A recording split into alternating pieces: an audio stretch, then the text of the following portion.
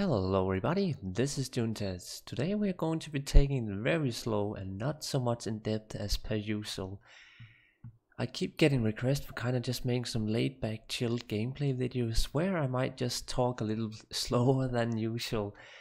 A lot of people seem to like my voice. I find it pretty generic and kinda horrific myself, but since I get a comment or two every month commenting directly about my voice and on the topic of ASMR, I thought I at least wanted to do one video and see where that kind of flies with it. I hope it isn't too random for the people who are maybe looking for something else, but yeah, the little intro gotta give the people what they want. So yeah, there's really nothing more to say than that. Let's just enjoy a casual little gameplay video where I will quiz through Act 1 on a recent build which I showed off. Very well then, let's start off with the first quest, the Den of Evil. This is the quest to clear all the mobs in the cave right outside Bloodmoor. You go to a car and the reward is basically just since 1.13 to reset all the skills. It doesn't really give anything else, even the experience is rather low compared to just moving on in Bloodmoor to Cold Plains. There's a place of great evil in the wilderness. Kasha's rogue scouts have informed me that a cave nearby is filled with shadowy creatures and horrors from beyond the grave. I fear that these creatures are massing for an attack against our encampment. If you are sincere about helping us, find the dark labyrinth and destroy the foul beasts. May the great eye watch over you. So finding a cave is always fun for me. Usually I end up either looking for like 3 minutes or I find it right away. So let's start clearing.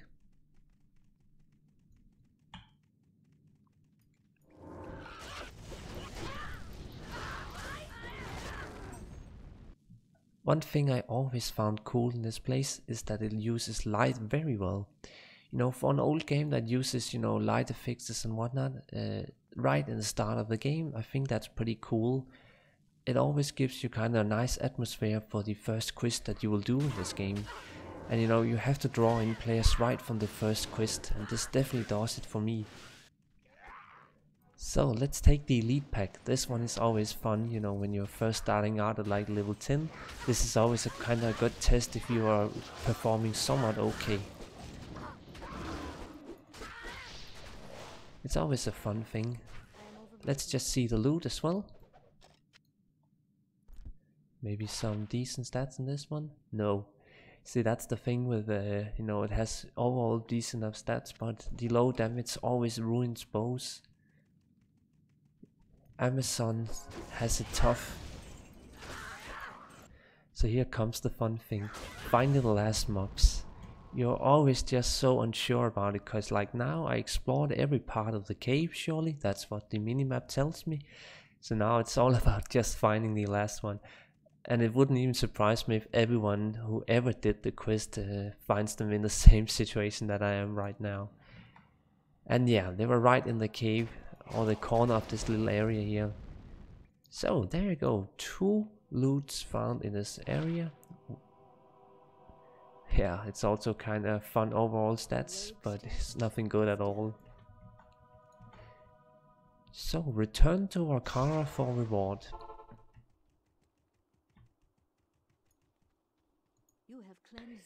You have cleansed the Den of Evil. You earned my trust and may yet restore my faith in humanity. Your reward is training in the skills of your choice. Yeah, it's really sweet that they added the reset skills in 1.13 back then. Very happy for that. Honestly, that is one of the things that actually ignited my passion for playing Diablo 2 again. After a while where I haven't, just being able to reset skills with the token or this single quest here is very good. So yeah, that was the first quest. So what I always love about the second quest is that Cold Plains is so much harder than the Bloodmoor area. There can really be some nasty packs you face off right from the start. It's pretty sweet with these spearmen or women even, who are actually kinda hard when you are, you know, not wearing any blocking gear and so forth, and Yeah, they do hurt a bit. It's definitely a bit of a controversial thing to put in hard enemies right from the start in the second zone. So now it's always just the thing where you always go to cold plains first, cause you think that's the right way. That's just such a classic. I always do that.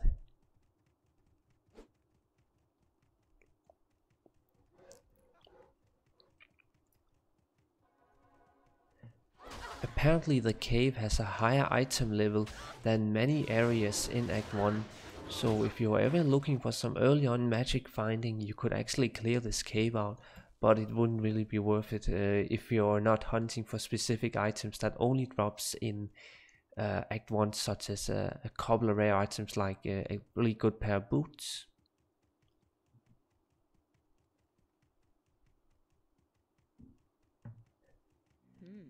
So time for the burial grounds. Let's see about it. I think I want to do this without Death Sentry.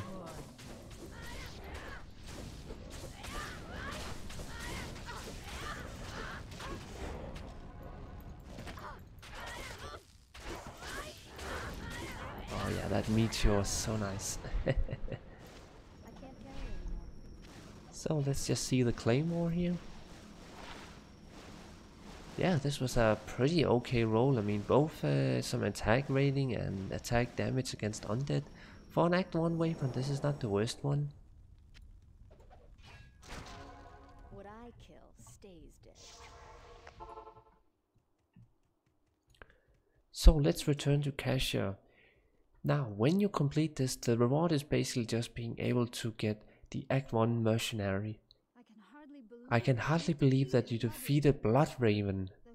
Though she was once my closest friend, I pray that her tortured spirit remains banished forever.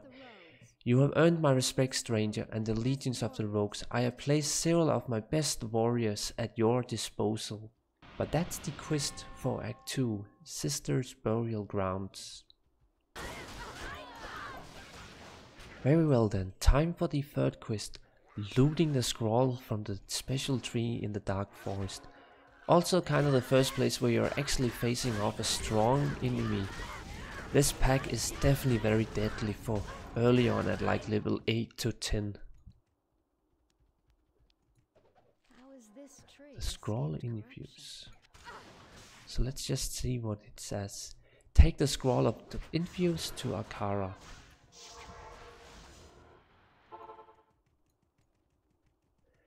So now Akara will infuse the scroll so we can see what the pattern will be for the stones in the stony fields. Very good. I had translated the runes of the scroll. You must find the Cain stones and touch them in the order that I have written. So now she wants us to go to stony fields. Very well then, we found the stones. Let's beat the maybe hardest pack in Act 1.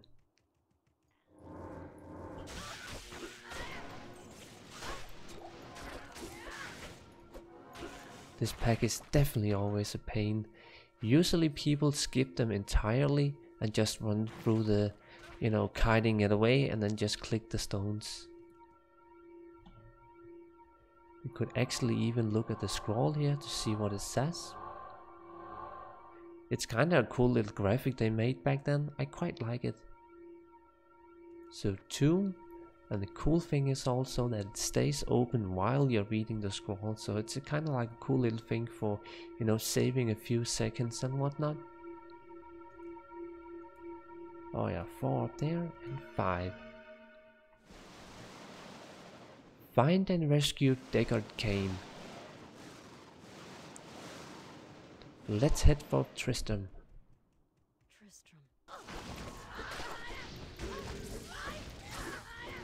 Wow, he hurts when I'm cursed. This guy can really kill you if you're not careful.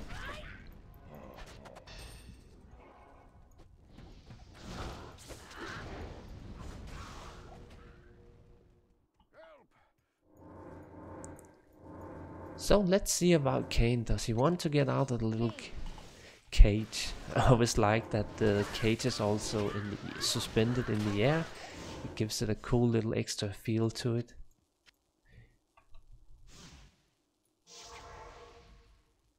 Visit Cain and Ankara in the Rogue Enhancement. So, Deckard Cain, let's see if you for the first time. As a token of my gratitude, I will identify items for you at no charge. Why thank you, my gold is so scarce usually. Regrettably, I could do nothing to prevent the disaster which devastated Tristram. It would appear that our greatest fears have come to pass. Diablo, the Lord of Terror, has once again been set loose upon the world. As you know, some time ago Diablo was slain beneath Tristram, and when our hero emerged triumphant from the labyrinth beneath town, we held a grand celebration that lasted several days. Yet as the weeks passed, our hero became increasingly aloof. He kept his distance from the rest of the townsfolk and seemed to lapse into a dark, brooding depression. I thought that perhaps his ordeal had been so disturbing that he simply could not put it out of his mind. The hero seemed more tormented every passing day. I remember he awoke many times, screaming in the night, always something about the east. One day he simply left, and shortly thereafter Tristram was attacked by the legions of foul demons. Many were slain, and the demons left me to die in that cursed cage. I believe now that Tristram's hero was the Dark Wanderer who passed this way before the monastery fell. I fear even worse, my friend. I fear that Diablo has taken possession of the hero who sought to slay him. If true, Diablo will become more powerful than ever before. You must stop him, or all will be lost.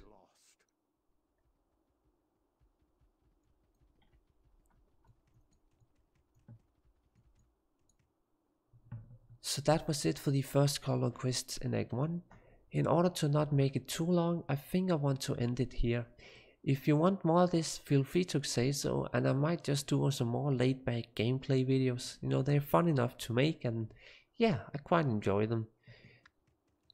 And especially also just to, you know, again, please some people who actually thinks my voice is pretty okay. I'm quite happy to hear that, because I've always been a bit critical of my own voice, but I guess everyone is that. That's definitely a common thing. But here at the end, let's see the ring that I got from the quest. Oh, that's some fun enough stats with 4 tries, or what you could call it. And some maximum stamina. But it's called Doom Circle. That's kinda a cool name as well. But yeah, that's pretty much it. That's all I have. So thank you so much for watching, and as always, have a good one.